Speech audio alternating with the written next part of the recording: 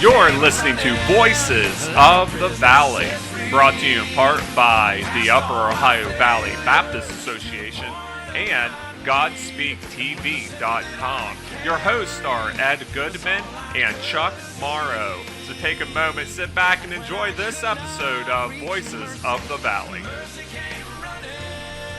Well, good afternoon, everyone. This is Chuck Morrow with Voices of the Valley at the Upper Ohio Valley Baptist Association. My co-host, Ed Goodman, partner in crime. He's currently working on a few other assignments, so you've got me today. So I just want to welcome all of you who are listening and who have been tuning in each week to the series that we've been posting here. And again, want to thank Dr. Reverend Nate Freeman, I should say, up at Marlin Heights Community Church for putting this on through their system and their broadcasting kind of production studio that they have, and all of the items that they have that's going in with Godspeak TV, Godspeak Radio. Without them, some of this couldn't happen, so I really want to thank them for putting this on. But it's a beautiful day today. We've been getting a lot of rain. We've been getting some flooding, it looks like. The river's on the rise. Creeks are on the rise. I know, Jonathan, you probably had some water. You probably drove through on the way in this morning. And I know that my wife hit some water heading down to Indian Creek this morning, too. So that's a concern for a lot of people right now. A lot of water and a lot of flooding that's potentially to come. And with flooding becomes disasters, and cleanup is needed. And we're hoping that the waters don't rise too much more. There's minor flooding that's happening down in some of these creeks and streams, though.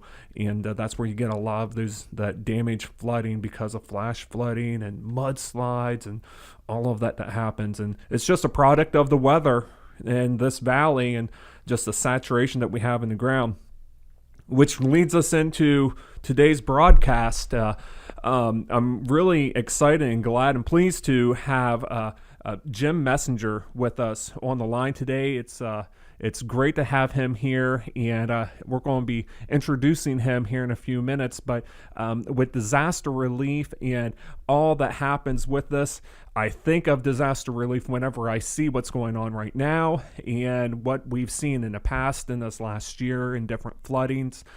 Even in that, the chances of microburst and minor tornadoes, I mean, we've seen a lot of that in the news over the last couple of days with the storms that are coming through. So a lot of stuff is going on weather-wise that's causing friction for homeowners and others that are out there, which opens the door for disaster relief. And even more so in disaster relief, it opens the door for us to minister to those in the community the gospel of Jesus Christ. And we today have Jim Messenger with the Convention of Southern Baptists on the line with us. Jim, you out there? Yes, sir. All right. Well, I want to thank you for being on the show today. Would you mind sharing with our listeners who you are and what you do with the West Virginia Convention of Southern Baptists? Well, my name is Jim Messenger. I'm a pastor in West Union, but I am a volunteer disaster relief coordinator for the West Virginia Convention of Southern Baptists. I want to thank you definitely for being on the line today. It's really important if you're listening to this broadcast today, because this Saturday we are having our disaster relief training. And Jim, you're taking a major part in that, correct? Yes, sir. I will be traveling up on Saturday morning and leading out with that training for disaster relief. And now that training is going to be over at New Beginnings, Ryerson Baptist Church for all of those who are listening. I want to say that there's a deadline, but there's a hypothetical deadline, and I want to say that because would like to know how many people are going to be there. So if you haven't had the chance to go to uovba.com to sign up for this event and this training, please go to that. Would like to be able to let New Beginnings, Ryerson Baptist Church, know how many tentatively is going to show up for this event. So please go to uovba.com. At the bottom of the webpage right there is a link to click to sign up for disaster relief training.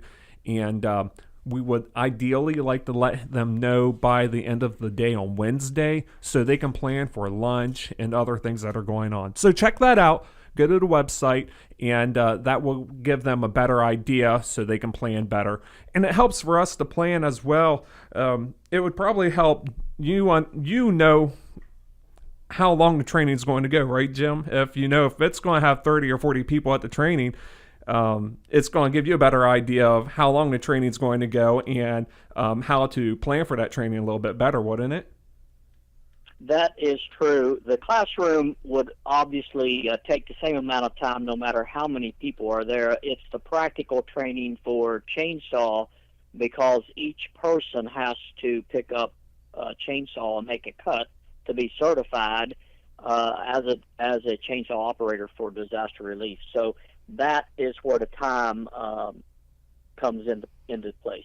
Yeah, from my understanding, with the training starting at 8 o'clock, it should go roughly, including the chainsaw training, that should run roughly through early afternoon, right? Early afternoon should complete it, yes.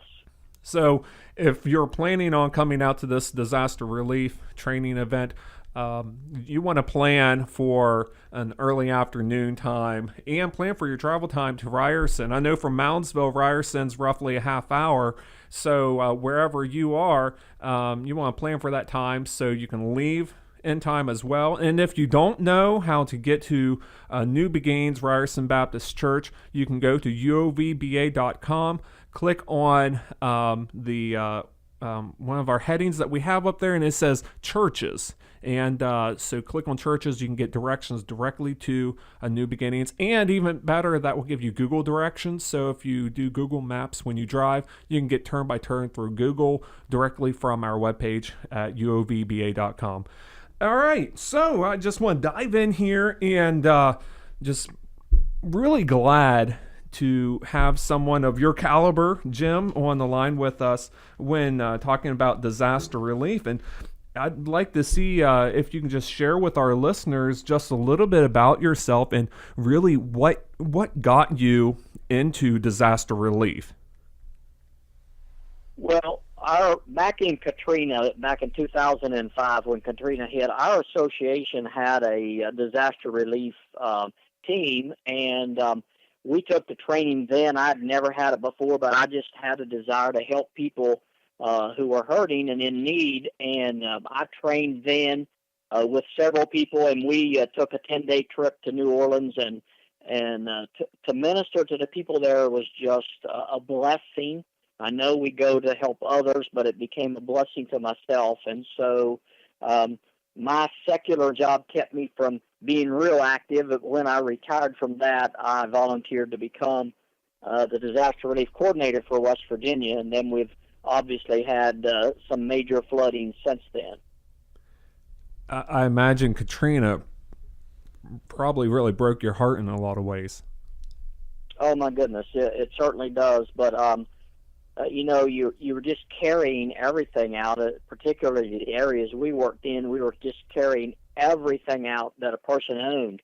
And you see people that don't really have a lot to start with, and then they lose everything, and you're carrying it to the curb or to the side of the road or something and piling it up for dump trucks, inloaders and dump trucks to haul away. It's heartbreaking. From what I understand and what I know with things that's happened, that's their livelihood right there, that they're seeing dumped right there at the curb that's been destroyed. And then they have to, it's just picking up the pieces from now, just, all right, where do we go from here? What were some of the ministry opportunities that you saw when you first started into doing disaster relief in that setting? Well, I think one of the things that we have to remember, it's important that we're helping the people physically carry the mud out of their house, taking the drywall, all these sorts of things. But I think the more important thing with disaster relief is why do we do this? and that is to share the love of Christ with people who are in crises. In other words, to be the hands and the feet of Jesus Amen. to these people who are hurting. That's the biggest takeaway that I get from disaster relief, to be the hands and feet of Jesus out there on the ground. Amen. Amen. I think that we see that, and we forget about it at times because we see, it's the work that's being done. It's the work about taking care of that household. It's the work about doing the mud out or tearing the drywall out or whatever the case. And it goes further beyond that. We're helping them out physically, but we all have that spiritual need. We all have that need for Jesus. And the main aspect is to share the gospel.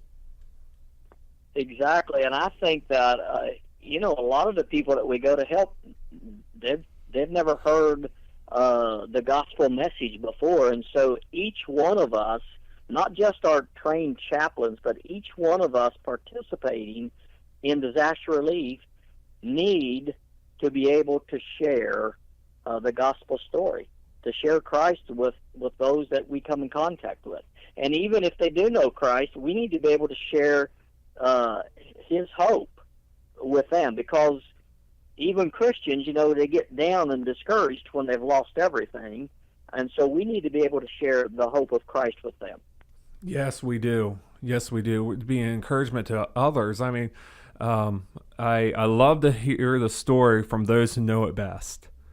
Right. And I love singing that hymn because I think about that, and there are times where I may be down, and when someone shares the gospel again with me, and it encourages me, it's like, that's right, you're so right about that, and it just encourages another fire started again to keep moving towards that goal that's in front of us through Jesus Christ. And you're so true saying that. What brought you? When did you start within the West Virginia Convention of Southern Baptists with this disaster relief efforts, and how you started into that position? Well, starting and being the coordinator, when I retired from my secular job, I told our state DOM, Danny Rumpel, that I would volunteer to be the disaster relief coordinator for West Virginia, because disaster relief had kind of fallen off. We weren't doing very much, and there wasn't a lot of organization. And so in October of 2015 is when I retired and told him that I would do that.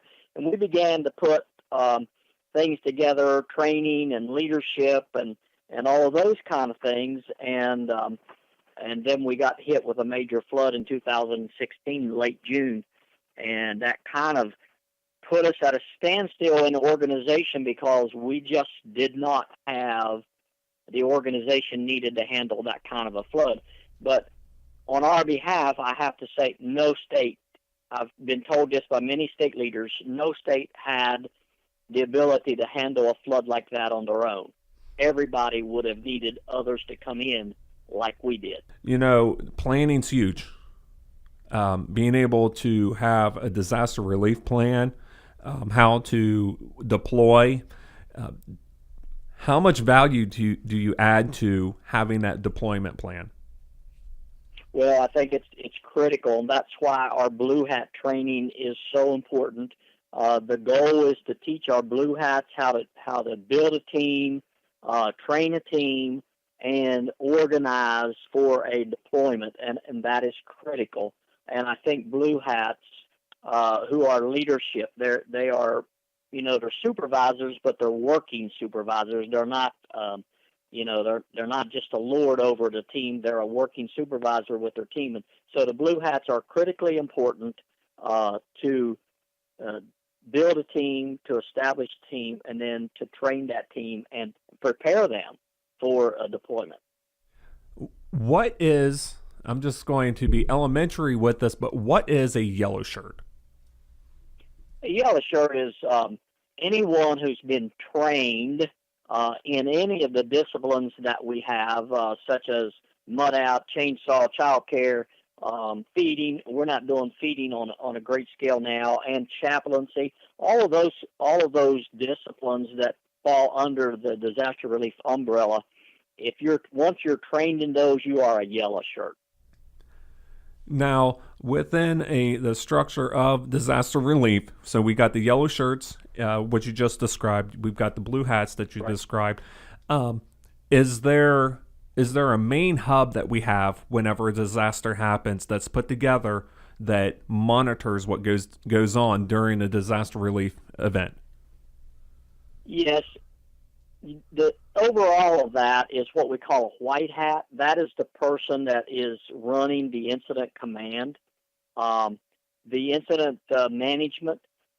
That's an organization. You will have a few people working under the incident controller, who is the white hat, who oversees the whole picture. You'll have a logistics person. You may have an operations person who assigns the jobs out, things like that. So it's a multifaceted effort whenever a disaster happens and we respond. Then you're saying, right? Right, and that I'm talking about there on a bigger scale, on a statewide basis. Now, whenever you're responding, when you have teams in your own association, the state doesn't come in and set up an incident command.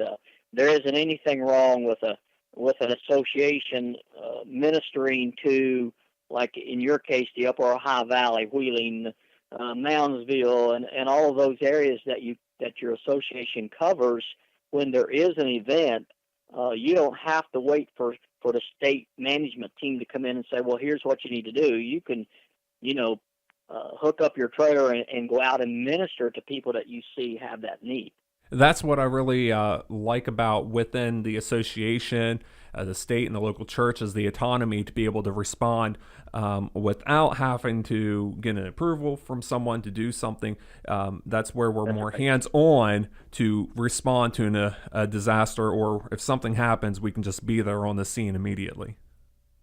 Exactly, and the thing about that is, if you see that's a larger scale disaster than what your own association can handle, you have the option of picking up the phone and calling myself or Danny Rumpel and saying, we need a statewide call out, and then we have access to all of the blue hats in the state, and we send a call out and see if anybody else in the state can come and respond to help you in your association.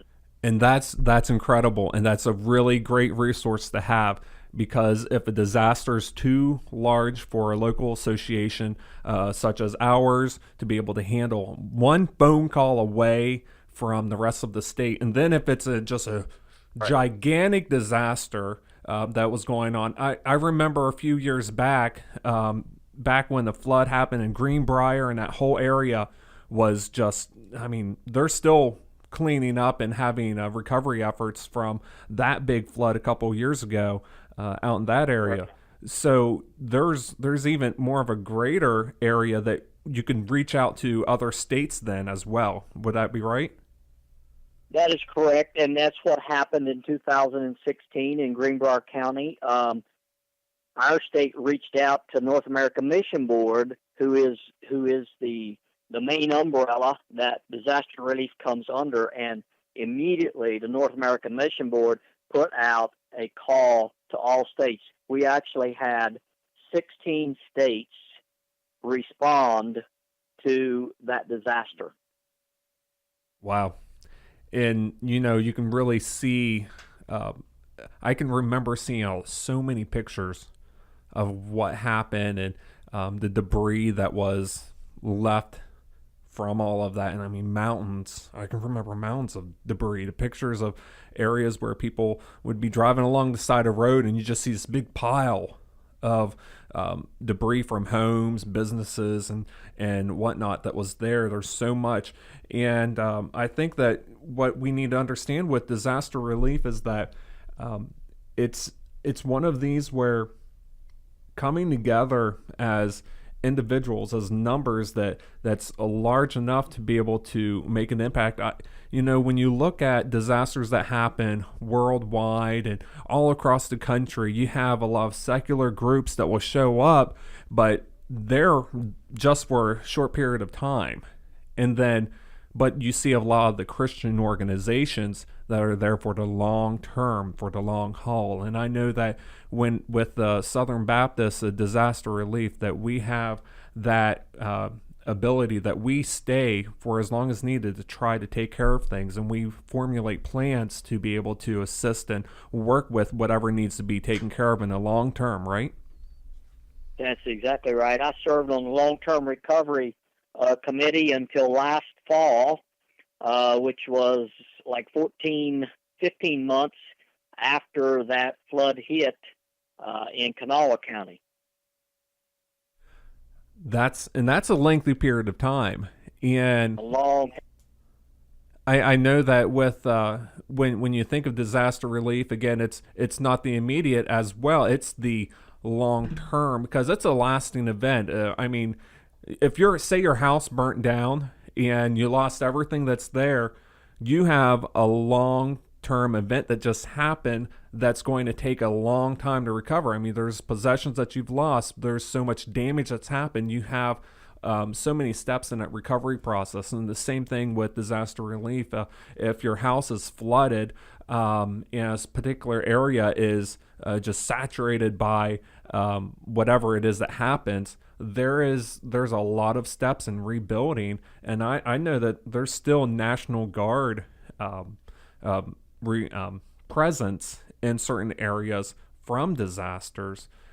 So with all of this, it's not a short term, it also has a long-term effect. And I believe that with that long-term effect, correct me if I'm wrong, you still have that opportunity for impact with the ministry and sharing Jesus from the beginning clear through the end, to see all of that through.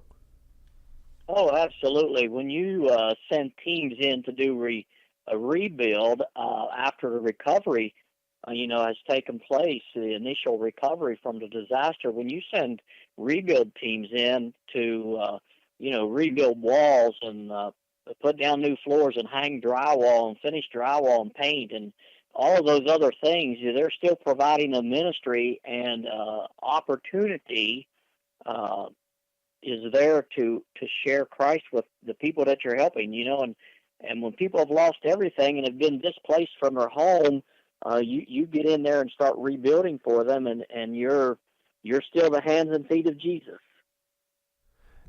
We're going to go ahead and take a quick break, and we have a special announcement to share with everyone out there, but we're going to come back and we're going to get ready to wrap up. Speaking with Jim Messenger with the Convention of Southern Baptists in West Virginia, and to learn just a little bit more, and especially, again, to encourage those to come to the disaster relief training. So we'll be back here in just a couple of minutes. Hey, this is Chuck from the Upper Ohio Valley Baptist Association and Voices of the Valley. I want to share with you a special opportunity that's available starting July the 11th through July the 15th. That's at Kentucky Motor Speedway. It's going to be a big weekend in Sparta, and it all starts tonight at the Kentucky Speedway with the Now here at Kentucky Speedway, it's a 1.5-mile loop, tri-oval, 14-degree banking in the turns with a 1,600-foot back stretch. There are 107,000 seats in the grandstand, so a big deal. It's always good to be back in Kentucky. This is a pretty fun place to race. It's always interesting and entertaining for us drivers, that is, with just how rough the racetrack is and what all happens out there. But overall, it's, the Bluegrass State, nice and hot and sweaty and everything else. Starting July the 11th through July the 15th, there will be a special missions trip to Kentucky Motor Speedway. This mission trip is put on by the Kentucky Raceway Ministries, and it's a mission opportunity through the Upper Ohio Valley Baptist Association to go and share the good news of Jesus Christ with those in attendance at the race in Kentucky Motor Speedway. This race will go through all of the events that's going on at the track that weekend, including the Quaker State 400, which is the major race by the Monster Energy NASCAR Top Series race. So we want to let everybody know that there will be lodging for this event. It will be a camp-style lodging at one of the nearby churches in Kentucky Motor Speedway. Also, we will be traveling July the 11th and come back and travel July the 15th. Now, registration fee is not a lot at all. It is only $20 for registration. And if you want to have more information about this unique mission opportunity to share Jesus Christ with well over 100,000 race fans that will show up to the Speedway, which again is a unique opportunity where you have 100,000 people right there at your fingertips to share the gospel of Jesus Christ with. If you want to know more about this opportunity, you want to contact Dave Barrick. His phone number is cell phone 304-771-8483. And you know, you can do all things through Christ who strengthens you. This is also a full throttle faith ministry through Kentucky Raceway Ministries. So join us this July the 12th through the 14th, travel days the 11th and 15th, to Kentucky Motor Speedway for this unique mission opportunity to share the gospel of Jesus Christ with race fans all across the country. Well over 100,000 will show up for this event. Are you ready to be full throttle?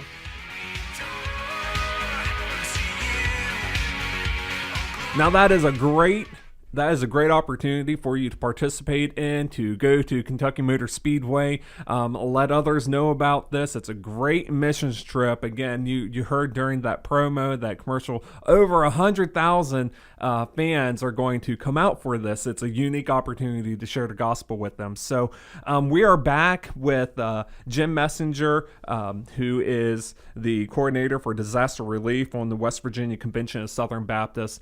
And in closing, Jim, is there anything that you want to share with our listeners that's going to take part in for Saturday, or anything else with disaster relief you'd like to share? The only thing I'd like to add is that anybody can do this. You know, some people will say, well, I'm too old, or I'm too young, or I'm not big enough, and all those kind. Anybody can participate in disaster relief.